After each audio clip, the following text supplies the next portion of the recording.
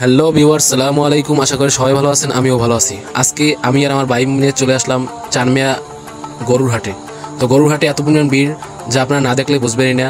তো অলরেডি আমরা চলে আসলাম আমরা গরু দেখতে। এখানে প্রচুর পরিমাণ মানুষ রয়েছে, আরও মিডিয়ার লোকজনও রয়েছে। তো আমরা গাড়িটাকে পার্কিং করে ভিতরে চলে যাচ্ছি। ভিতরে যাওয়ার সময় দেখি সময় টিভির যে চ্যানেলটা আসছে, মানে মিডিয়া আসছে, তখন দেখি মিডিয়ার হাতে আপনার গিয়ে মোবাইলটা দেখে আমরা কিছুক্ষণ হাসাহাসি করে ভিতরে চলে গেলাম। ভিতরে গিয়ে এক ভাইয়ের কাছে সাক্ষাৎ নিল তাসিফ ভাই। আমরা আছি বর্তমানে চানমিয়া মাধ্যমিক স্কুল মাঠে। এখানে আমরা একজন ভাইয়ের সাথে কথা বলবো, তার কাছে একটা গরু সম্পর্কে কিছু জিজ্ঞাসা করব। ভাই, গরুটা কি আপনার? হ্যাঁ ভাই, আমার। জি ভাই, গরুটা আপনি আনছেন কোথা থেকে? আনছি গোলাহাট বাজার থেকে। জি। আপনারা এর দাম চাচ্ছেন কত? মানে যেটা হলে আপনারা ছাড়ি দেবেন সেই সম্পর্কে কিছু বলেন। ভাই চাইতেছি 58,000। 58,000 তো একটু বেশি হয়ে যাবে, যেটা বললে মানুষ নেবে। কেমন একটা দাম বলেন? যে নেবে দাম বলবে যে কত বলে।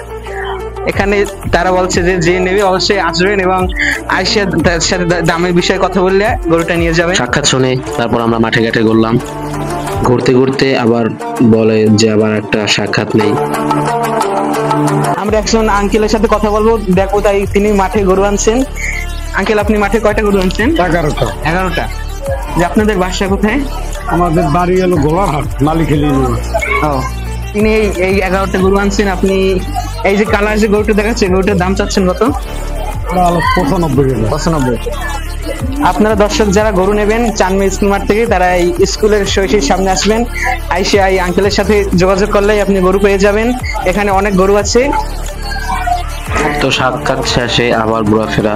তো আর আবার মাঠটা ঘুরে দেখলাম গরু ভালোই উঠছে, কিন্তু আগের চেয়ে একটু কম উঠছে। অবশ্যই গরু উঠবে, সামনে আরো 2 দিন আছে। তো ঘোরাফেরা শেষে আমরা বললাম চলো। তো বের হতে হতে গরু দেখলাম। গরু দেখে যখন বের হই গেট দিয়ে, তখনই দেখলাম ওদিক দিয়ে একটি ট্রলারে গরু আনছে। তো আমরা গরুটি দেখার জন্য বললাম যে চলো গরুটা দেখি। উঠানো দেখে আমরা আবার চলে আসলাম ব্যাক করে।